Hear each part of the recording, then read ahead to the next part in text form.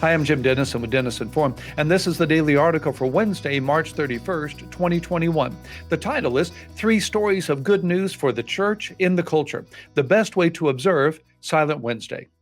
When Miami Beach declared a state of emergency recently due to spring break partiers who overwhelmed the city, Notre Dame de Haiti Catholic Church was providing about 1,500 meals on Friday night for people in their neighborhood who might not have enough to eat. The story was so significant that it was reported in the Washington Post. Meanwhile, Transformation Church in Tulsa, Oklahoma is back in the news. Last December, they raised millions of dollars to help churches, charity groups, and individuals, including giving one needy family a car and money to buy a house. This is part of their culture code of generosity, by which they set aside 10% of their income to help those in need. Now they have donated more than 200 MacBook laptops to high school seniors and staff at a school in their area. And a church in West Virginia has responded to the escalating drug abuse crisis of our day by opening an addiction recovery house. David Stauffer, who's the lead pastor of Gateway Christian Church in St. Albans, was called to serve on a grand jury a few years ago. He recalled that around 48 of the 50 cases presented in just a few days were drug related. He told Christian Post, "I was convicted in that courtroom." His church's recovery house is one response. According to Gallup, the proportion of Americans who consider themselves members of a church, synagogue, or mosque has fallen below 50% for the first time since Gallup first asked the question in 1937. At that time, church membership was 73%. Well, here's the other side of the story. As author Glenn T. Stanton notes, church attendance is at an all-time high, both in raw numbers and as a percentage of the population.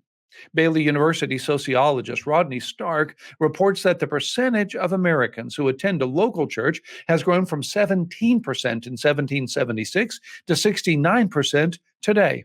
And Baylor scholar Byron Johnson adds that, quote, theologically conservative denominations, evangelical churches, Pentecostal churches, and especially non-denominational churches are not in decline, but are alive and well. Dr. Johnson's point is especially relevant to today's daily article. Many of the churches and denominations that are in decline track and prioritize membership. Many that are experiencing growth measure success in other ways.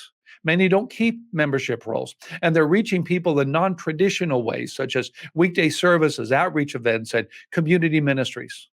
We can define success by numbers on membership rolls or by members engaged in spiritual growth and cultural transformation. The two are not exclusive, of course, but if we must choose, we should choose the latter. Jesus illustrated our point powerfully on this day of Holy Week. The Gospels record no activities on this Wednesday. As best we can tell, he spent the day with his disciples at the home of Mary, Martha, and Lazarus in Bethany, a village 2 miles east of Jerusalem. Solitude with his Father was Jesus' consistent pattern, from early in the morning to evening and through the night. Writing on this subject, I noted previously that, quote, Jesus knew he needed what only his Father could supply, end quote. If he needed his Father to guide and empower him, how much more do we? Well, here's an observation I would add today. Jesus not only needed intimacy with his Father, he wanted intimacy with his Father. He spent time with his Father because he wanted to speak with him, to listen to him, and to commune with him. His spiritual life was driven not by just what he needed from his Father, but by who he knew his Father to be, a God of infinite love, power, wisdom, mercy, and unconditional grace. You and I need to spend time with people for transactional reasons. We need their help, their support, forgiveness, or guidance. We want to spend time with people for transformational reasons. We want to be with them and to become more like them. A transformational relationship with our Father empowers us to feed the hungry, meet the needs of students, and minister to drug addicts. It drives us to measure success by spiritual growth and cultural transformation more than by membership rolls in institutional churches. On this silent Wednesday, let's accept Jesus' invitation in John 15:4 to abide in him by spending time alone with him in his word, worship, and world. Let's claim his promise in verse 5 that whoever abides in me and I in him, he it is that bears much fruit. Let's remember his warning also in verse 5 that apart from me, you can do nothing.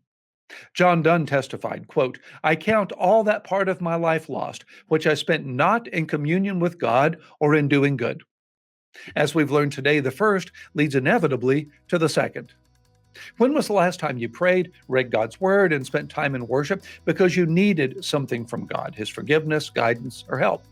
When was the last time you prayed, read God's Word, and spent time in worship because you wanted simply to be with your Father?